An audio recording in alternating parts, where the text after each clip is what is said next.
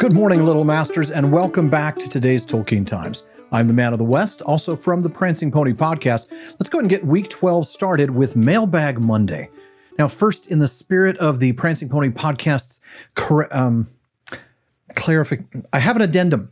I have a follow-up. I have a clarification. It goes back to week 8 on Mailbag Monday. I tried to answer the question, how did Smaug gather together his treasure hoard? Now, here's the thing. I landed on the idea of Smaug enchanting some local folks to carry his stuff, and then giving them their severance bonus in the form of burning fire. Now, I still think that is certainly one possible means, but a listener, Baragond, wrote in with a reminder about another Tolkien dragon that, well, frankly, I'd simply overlooked. Baragond says, there is one piece of direct, if tantalizingly imprecise, evidence. Chrysophylax Dives, all by himself, brings out treasure from his cave in 3 loads, each bigger than the one before. The only clue I see to how he does it, Baragond says, is the phrase, putting down an enormous load, which indicates that he had lifted it and not pushed it before him. Now, even if he did not have proper hands, he had claws. Birds can lift and move things with their claws. Perhaps, he suggests, it is easiest to imagine that a dragon can raise the front part of its body. Then he reminded me that Glaurung at Nargothrond, coiling back swiftly, towered above Turin.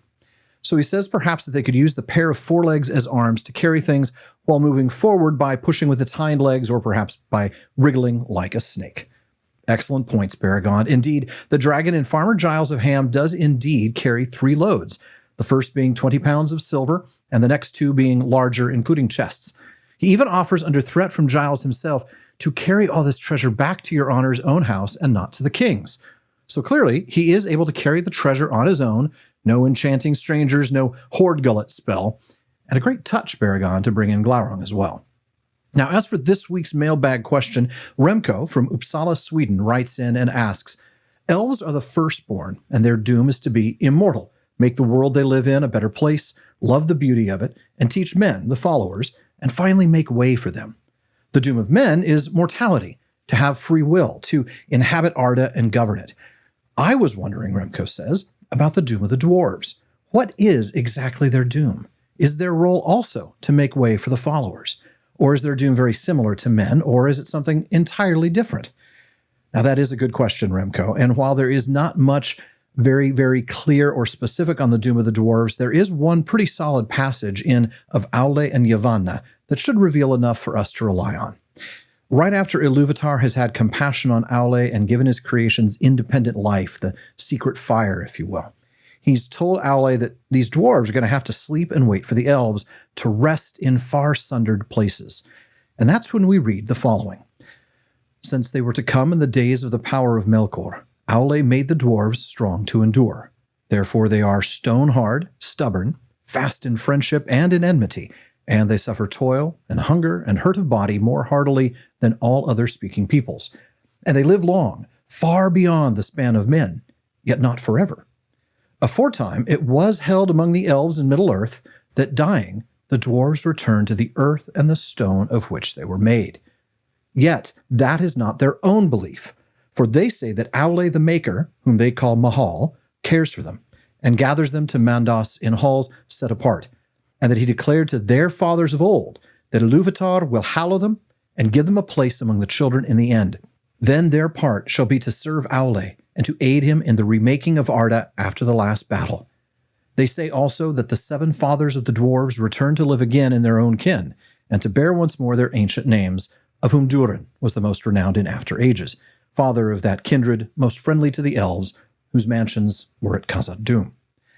So while we get a lot about the nature of the dwarves in this passage, right, their ability to persevere, their long but not serially longeval lifespans, as well as their stubborn nature, what we get here relevant to Remco's question is an expression of their own belief. Also, an expression of the elves and their typically condescending no one else is as special as we are perspective. Remember, they call men the sickly, the afterborn, the usurpers, and they called the dwarves the stunted people. Maybe we need to stop taking the elves' word for things. Certainly, we don't need to believe that the dwarves returned to the earth and the stone of which they were made. I mean, after all, these are the same elves who hunted petty dwarves because they thought they were merely beasts. Now, the dwarves' belief about themselves and their fate, they claim that they've been told this by their own creator, Aule, is pretty clear. Their spirits, their Fear, go to the halls of Mandos. We'll talk about Fear and Roar some other time. But they go to Mandos in halls that are set apart, presumably with nice low ceilings, and that they wait there, cared for by Mahal, also known as Aule, and they wait. Now, they wait for a job to do at the end of time, and that is to help Aule remake Arda after the final apocalyptic world-ending last battle. What's interesting to note, though, is this. They believe, per Aule's own words, that Iluvatar will hallow them and give them a place among the children in the end.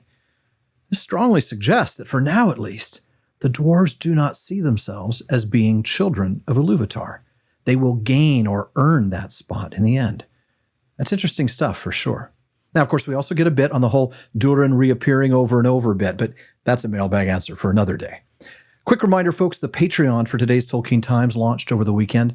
I would ask you to please consider supporting the TTT as I work to make it your best source for high-quality daily Tolkien content.